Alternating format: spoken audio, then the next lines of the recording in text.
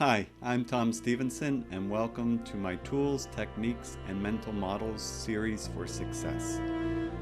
We're here today. We're going to be looking at the critical path. This is really the third in a series, but it really is sort of the climax of the series, because it's going to show really why do we bother with critical path? Why do we bother scheduling things? Well, it's all about the ability to be able to recover schedules. Things are going to change. It doesn't matter how good you are at developing a schedule. It's not going to go the way that you expected it to go. So in this session, we're going to look at the updating process. We're going to look at the recovery process. And we're going to take kind of a granular view, a very detailed view. We'll use MS Project as the vehicle, but any scheduling software, it's the same deal. It doesn't really change any. And we're going to use that as the sort of mechanism to show we had a plan, this is what happened, and this is how it changes, and there's a process that's involved with that. So that'll be the granular view, and we'll talk about the direct method, a methodology that I developed that sort of takes 6 steps in how you can think about the recovery process. And we've talked in other videos about, project management and how things change and how we have to be adaptable and flexible. And then we talked about setting goals and having a vision for what you want to develop.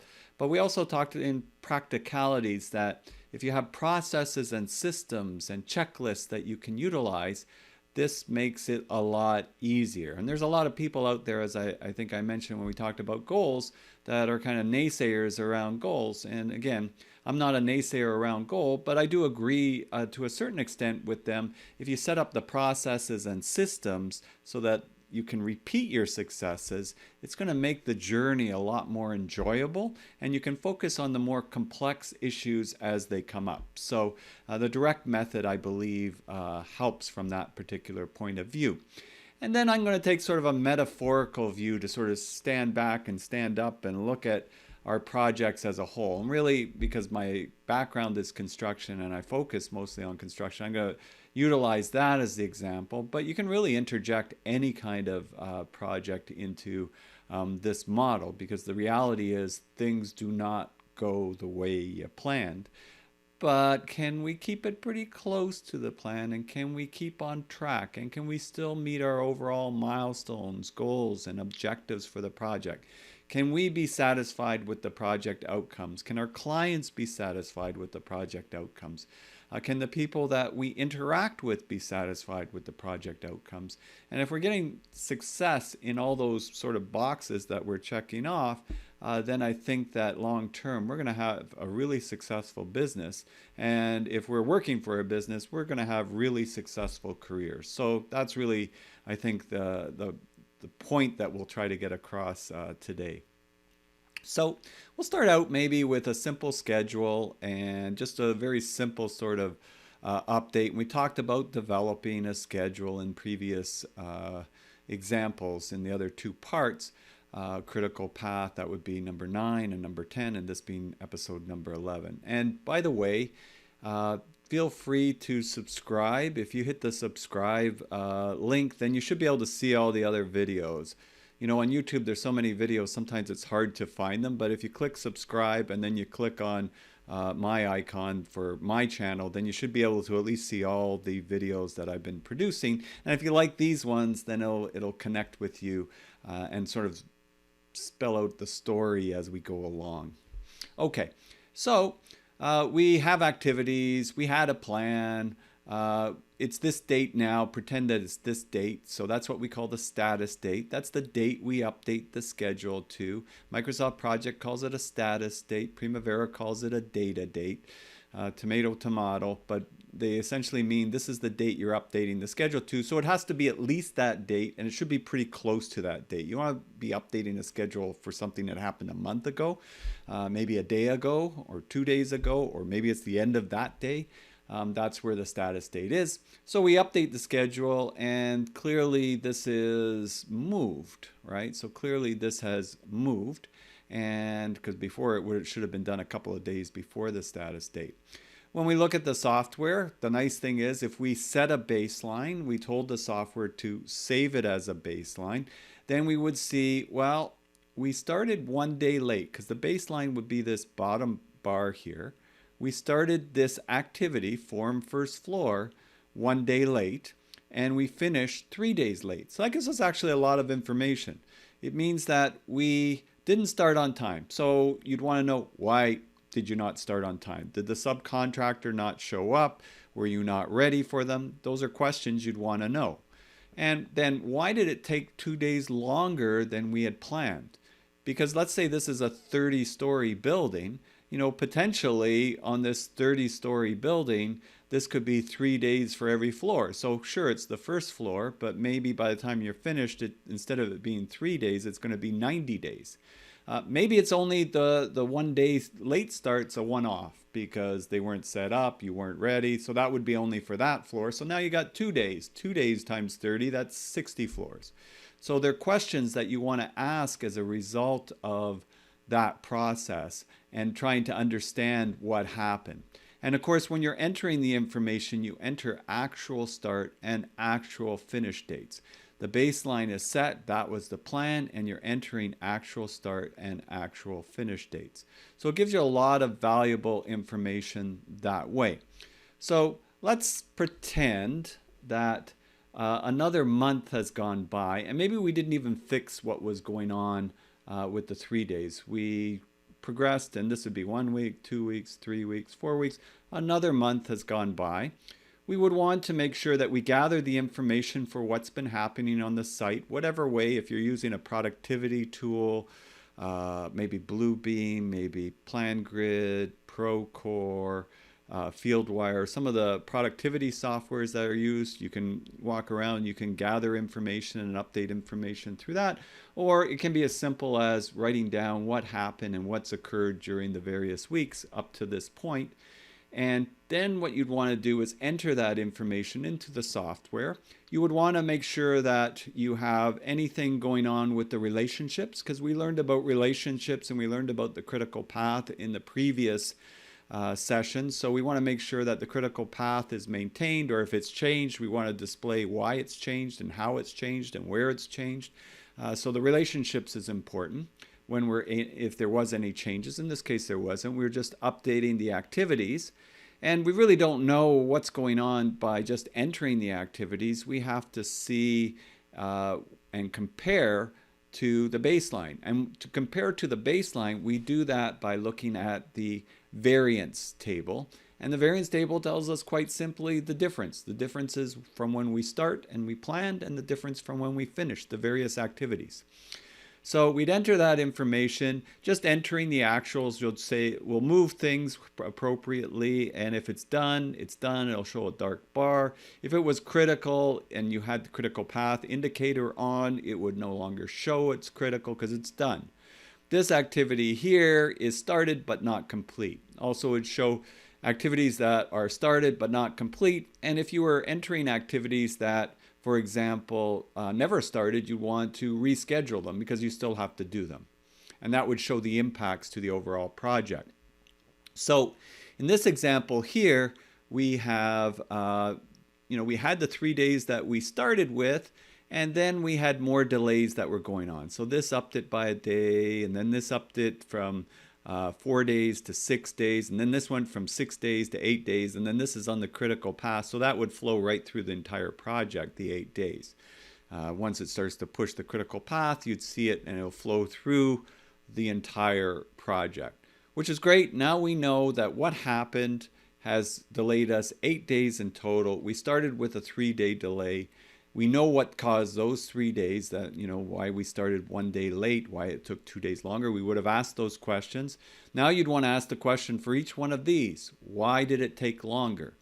And what can we do about it in the future? But you really want to establish, why did it take longer? In the construction industry, we want to document that in case there's extra costs involved, in case we have claims, in case we have change orders. We want to protect ourselves against maybe other subcontractors saying we delayed, and when maybe it was they delayed.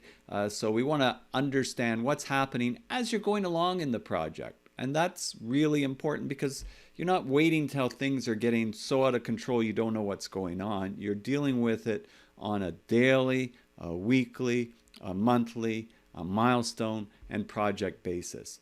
And it just works the best way that way when there's transparency and people know what's going on, and you can hold accountabilities as well. If it's a particular resource that's letting you down, you can have that discussion with them really in real time. So it's not something that happened a month ago that you're blaming them for. You're working on it as you're going along because you're trying to correct things. Maybe they're slowing down because you're not facilitating the project well enough. It could be for a lot of reasons.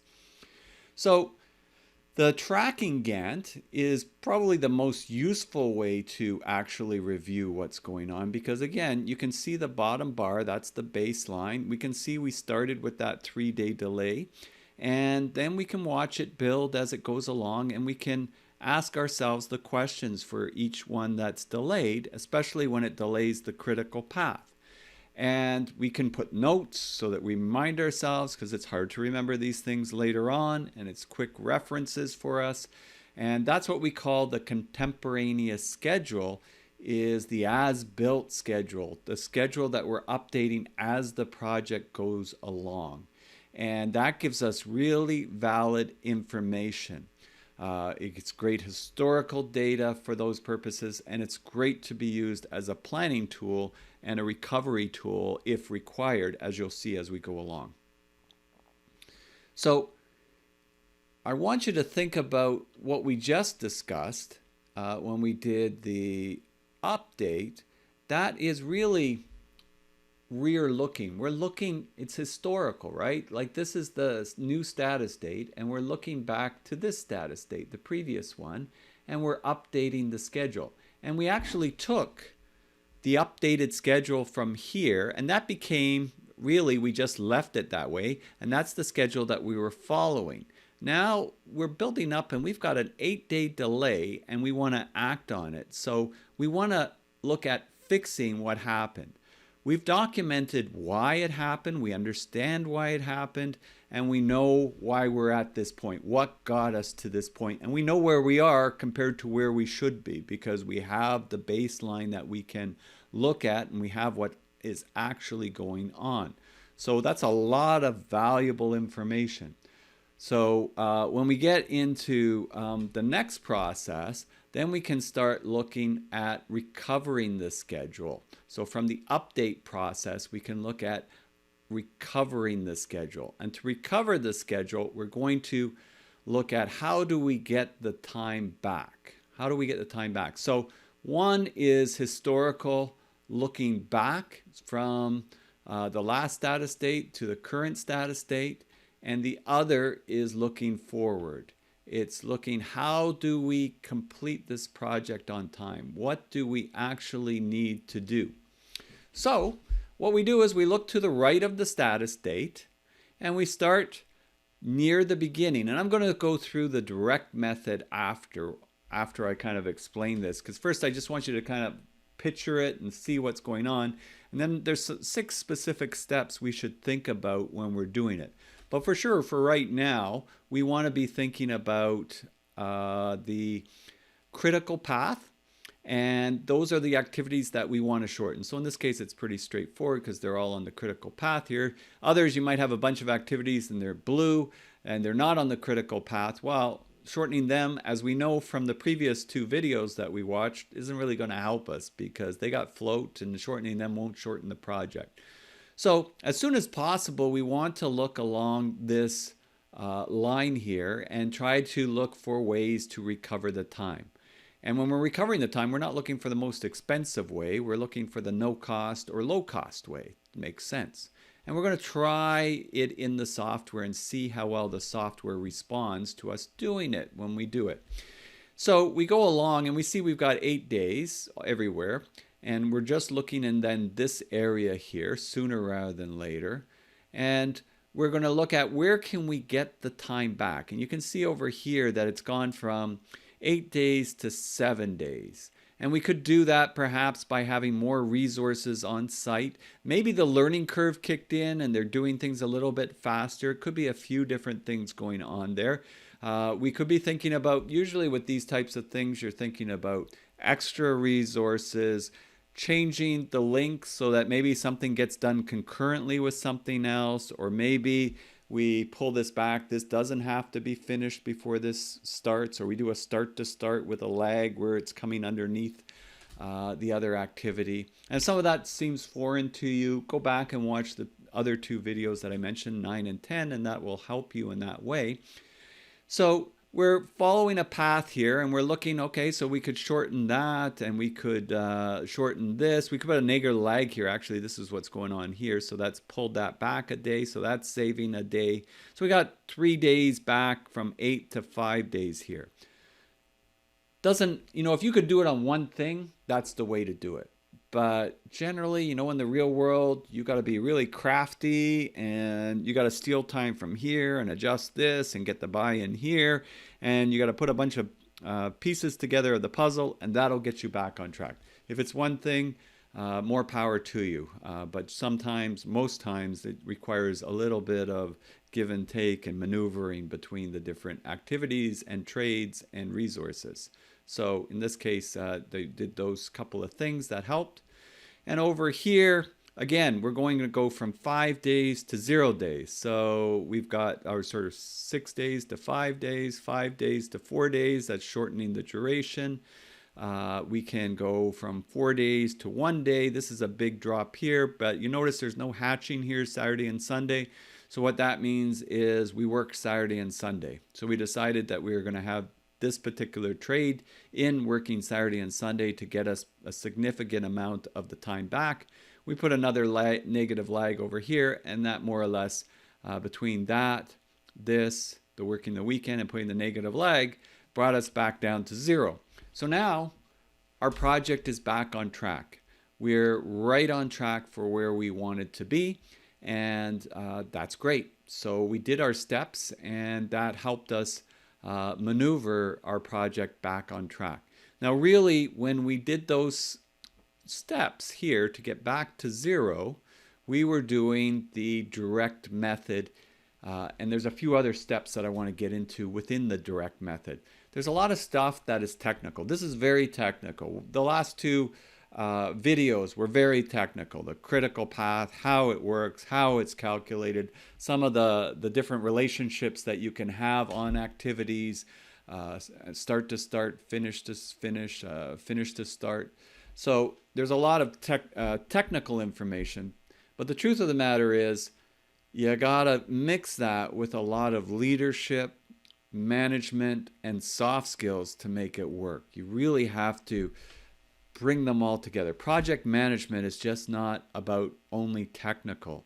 Project management is an encompassing endeavor that requires a lot of various skills, and it's an ongoing lifetime of learning involved in that process. Trust me, I'm every day trying to learn new things, understand new things, correct mistakes that I've made in different areas, and a lot of them are on the soft side, right, and the communications side. But the better you are, the good thing is there's skills that can be developed, and the better you are at that, the more successful you'll be. So what I call the anatomy of a recovery, it's kind of like a medical philosophy, right, and how your project is really, to be healthy, you really have to do certain things to ensure its health. And so when you update and you're behind schedule, there's something wrong with the patient. And how do we help that patient out? So I have sort of a process, a methodology called the direct method. And the reason I think it's easier to remember letters that spell out a word, like when the previous video we looked at, I think 1 or 2 video, when we talked about SMART goals: specific, measurable, attainable, resource, realistic, time-bound. Easy to remember, right? So I'm going with the direct method to try to get that same concept across. And so direct is detect. The D in direct is detect. Detect opportunities along the critical path. We went through all this trouble, developing a schedule, putting links in, putting durations in, figuring out durations, really conceptualizing the process. So Now we want to detect along the critical path opportunities to get the time back. No point in looking in areas of float because that's not going to help. So we want to really look closely along the critical path for these opportunities. And while we're doing that, we want to look sooner rather than later. The immediate. Look in the immediate. So you notice that little red circle a couple of slides back. That was soon. The project goes maybe for 2 years. I'm trying to get that time back as soon as I can. Right? So immediate rather than later. Because you know what? If you take all the time out near the end of a project, then when you get to the end, you got nothing, and something will happen near the end of the project. You want to have a little bit of flexibility at the end. So you keep trying to get these things resolved, because you know what? Next month, there's going to be some other problem that you're going to deal with. So you're always trying to just keep it back in tune as soon as possible.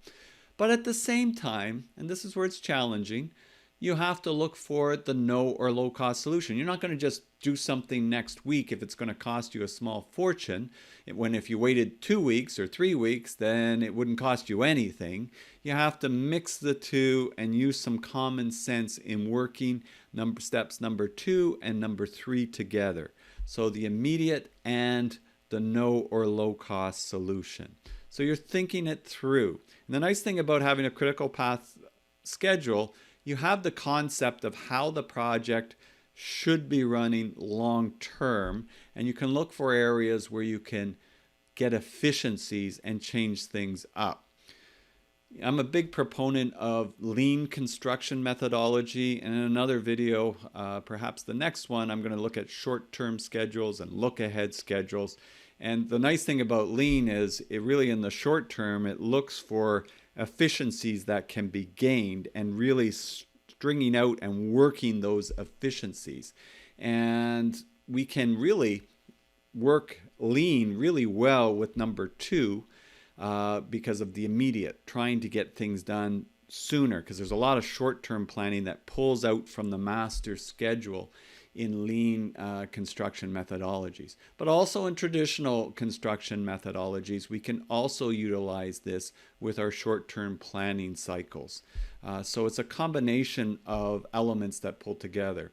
In another video, I think the next one, I'll also go over sort of the different hierarchy of schedules. You know, there is this master schedule which we've got and we're updating.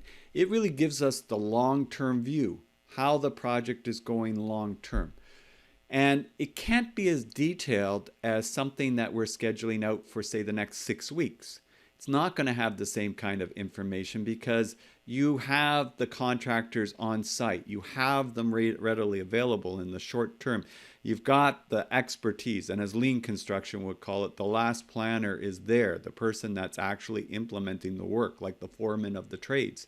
And you can utilize their expertise to better plan the next 6 weeks. And you know what? Even the next 6 weeks, the short term is not going to be as accurate 6 weeks out as it is 1 week out. And 1 week out is not going to be as accurate as it is what we're going to do tomorrow and today. So keep that in mind as well. But this fits really well into updating the schedule, recovering the time. We detect along the critical path. We look for something sooner rather than later. We try to look for the no or low cost solution. And you know what? We experiment. We try it. We test it. We look at it in the software. We see how it's functioning. And we try it out. And maybe even when we're experimenting, we want to have some discussions with the various trades that are involved in those experiments. We want to get their inputs to see what they think. They might have some ideas that can help us to better look at how this can make improvements. We want to make sure that we're testing it, modeling it, and we're getting the proper inputs from the right people. Very important.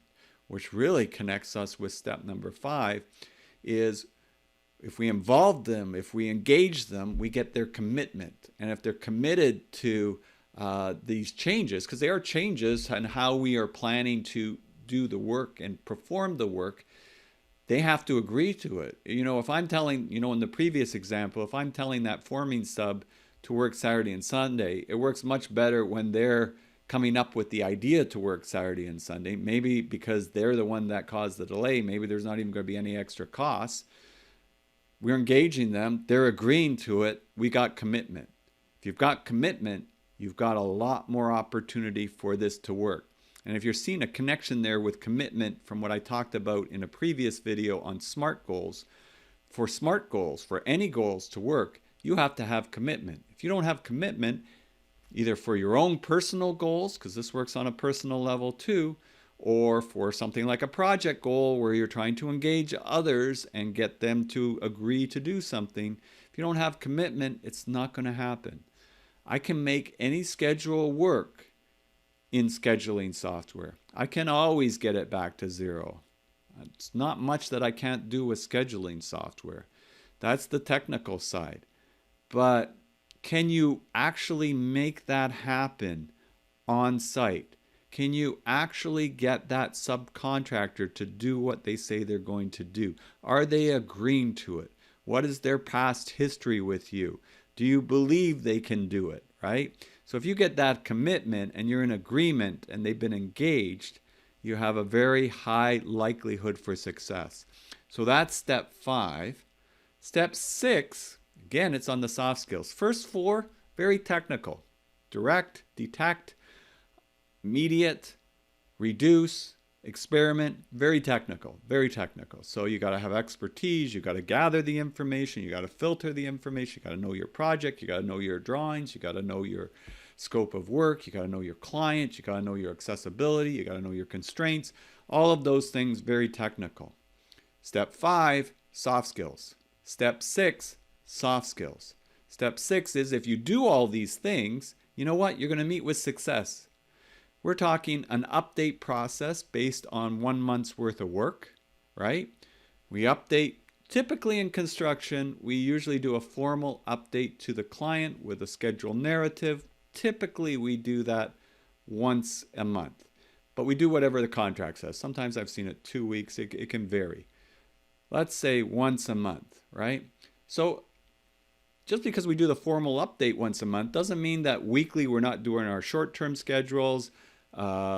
Daily, we're not walking the job. Maybe if we're doing lean construction methodology, we're having daily huddles with the trades. There's a whole bunch of stuff that's going on. But if we're coming up with methods to recover the time and we're meeting with success because we've engaged the people that we're working with and they've committed to doing it, and most times they're able to do it, and when they're not, they're able to explain it, we're able to fix it, then that goes a long way to building the team. And the team starts to feel triumphant. They're getting win after win after win. You get problems, it's okay. You got a attitude towards the problems that we can solve these problems. We can figure out these problems. We can work together. We've done this before, we'll do it again. It's a very positive and dynamic environment. Conversely, if you're not getting the commitment and you're not even really looking at schedules and you're just kind of going through the motions, you don't know where you are and you got lots of problems, and then all of a sudden you're panicking and you want to get things done, and it's going to be very demoralizing for the team. It's also going to be very, very stressful. So it's under number 6, I really think about it this way, and it's really, I've gotten this from Stephen Covey. He wrote the 7 Habits of Highly Effective People.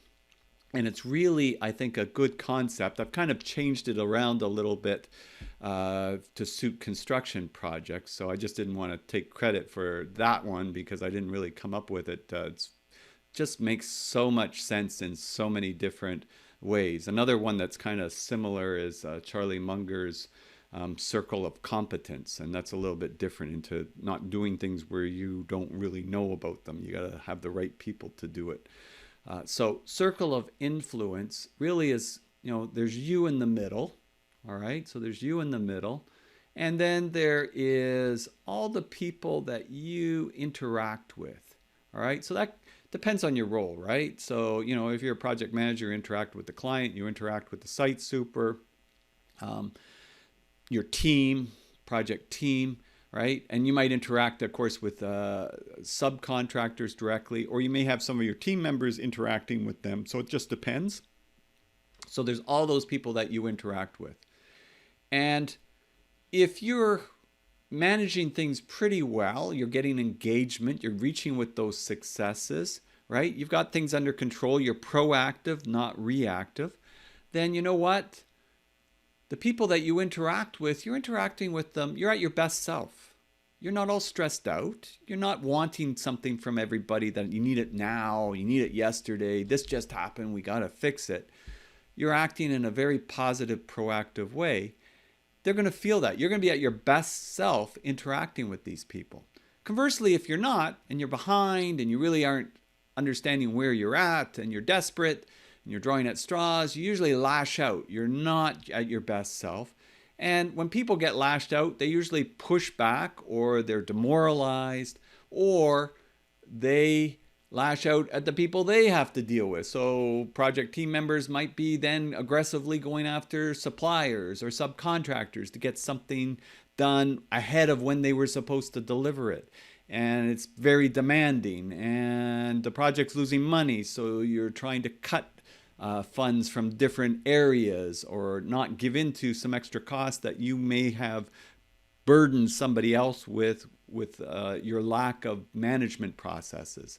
So the circle of influence could be really negative, in which it builds and builds and builds and builds and sort of becomes this big thing, or it can be really positive. Oh, wow, I'm a supplier, I'm a subcontractor. I like working for this general contractor. They're on the ball, they got themselves organized. This project manager, this site super, they really know what they're doing. When they mess up, they let us know. They tell us that something's changed. They give us the new updated schedule. We have time to revise our schedule. We can make really good money on these projects. I like working with this general contractor. I want to work with them in the future. Conversely, it's a disaster. We're spinning our wheels. Things are going back and forth. We don't know whether we're coming and going. We're losing money. I don't like working with this general contractor. The next time, if we price something for them, we're going to have to pad it because we need to pad it. Otherwise, we're going to go bankrupt. So if I'm the GC, who do I want? I want happy suppliers and subcontractors, so that my interactions with them are on a much more positive basis and that they want to work with us. The best of GCs that I've worked with, and I've worked with some really great GCs, Ellis Don, Mattamy Homes, Bird Construction, Maple Rinders, Leadcore, just to name a few. I know that they really work at trying to build their relationships with their suppliers and their subcontractors, because they know that 90% plus of the work that's being done is being done by others. So that circle of influence is really important. And I believe that this, going back a few, the direct method is just one process of many that we will be going over in different videos. So don't forget to subscribe. That it's just one tool, one methodology, but it is an important one, and it can really sort of leap you into areas of success that you may not have seen before, when this just becomes your everyday process of how you do things. We'll get into the short-term scheduling and the connections and all of that in another video, but I think at its basis, this is a good foundational point. So yes, circle of influence. And if you're interested in really building successful habits, effective habits, like I said, that Stephen Covey book is an excellent book in a lot of ways.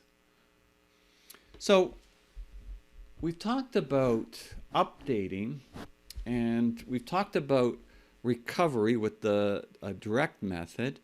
So I also wanted to sort of, we were very nitty gritty, and the 4 steps are very technical, and the soft skills tied in. I wanted to sort of zoom out and look at things from a higher level.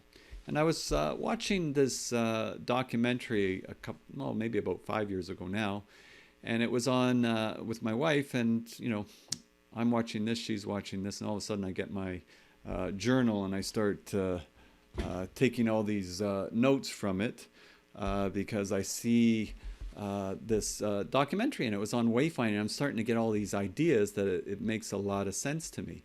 And she said, what are you doing? I said, well, this makes a lot of sense. This is project management. And she said, well, how's this project management? And so I kind of thought that wayfinding makes a lot of sense. So most of you don't know what wayfinding is. I didn't know what it was either until I saw the documentary. And so in the Pacific Ocean, a lot of the hundreds and hundreds of islands in the Pacific Ocean, including the Hawaiian Islands and Polynesian islands, they were inhabited by the same peoples.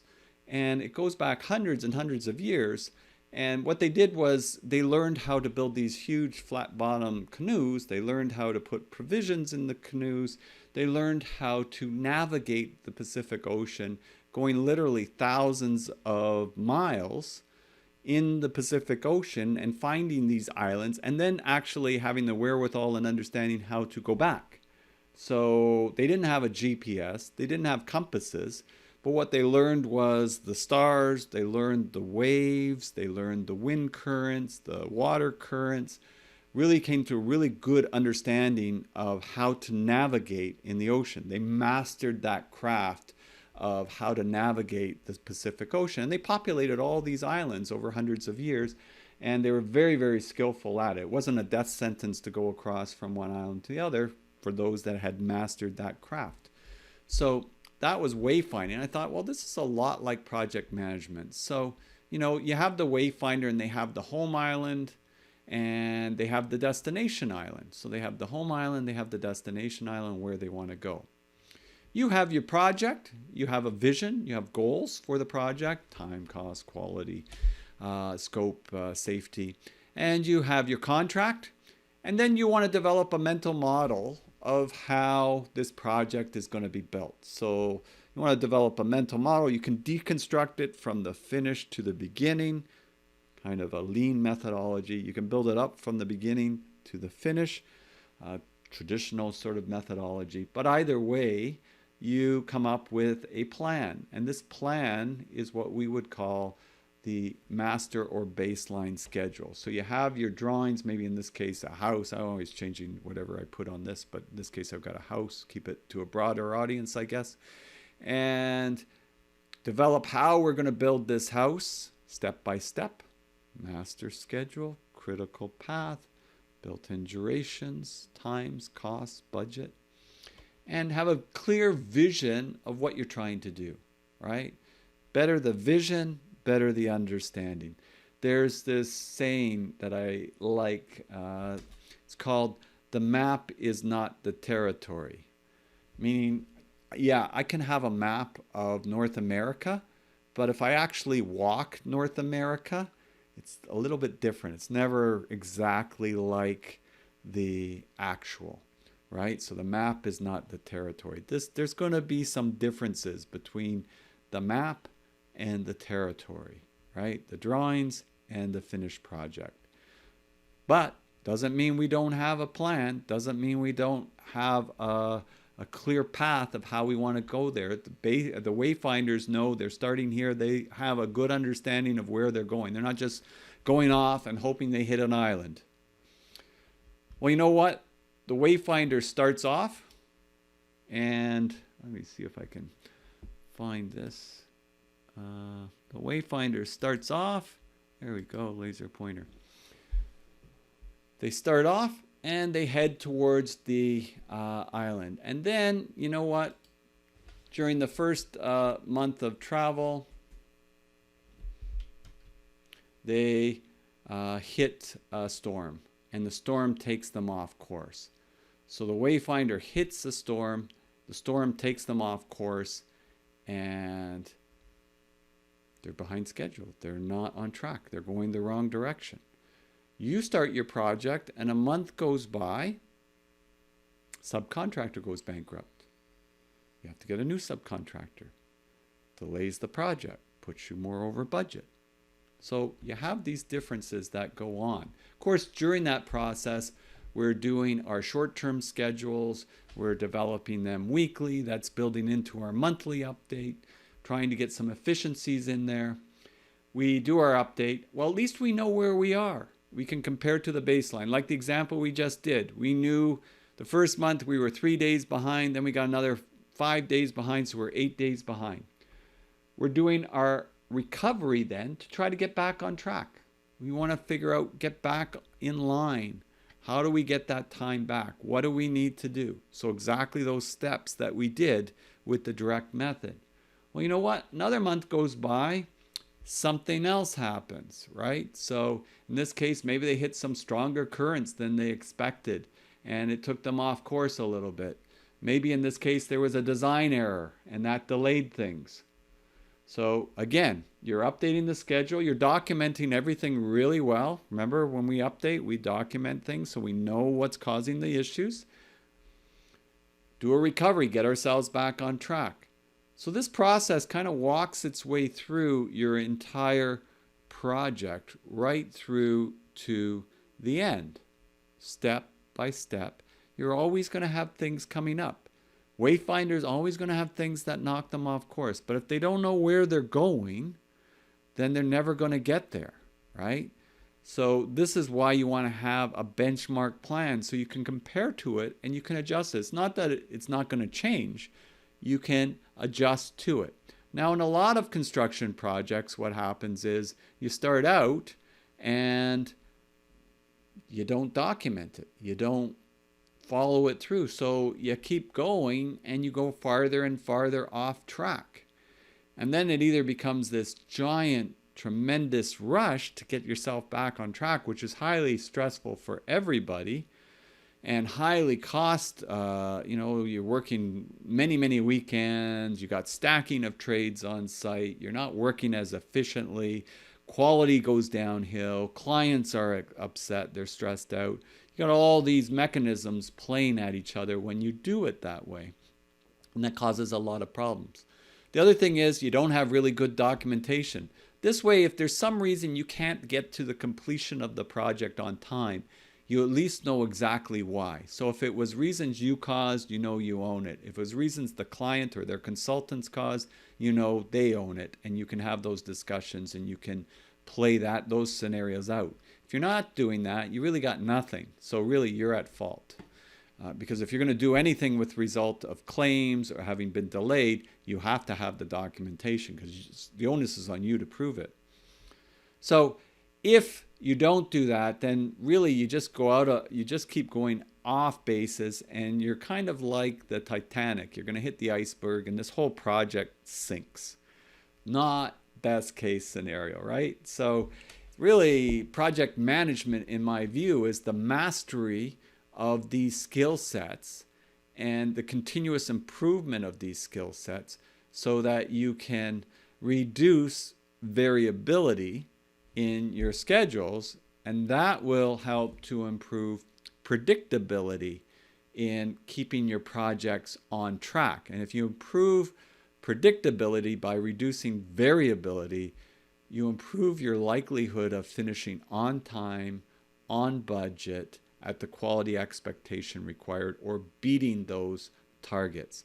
And on a positive side, there's a lot of people in this industry that don't do that well. There's a number that do it very well, and they are doing very well. So that is a big difference there as to why projects fail and why projects are successful.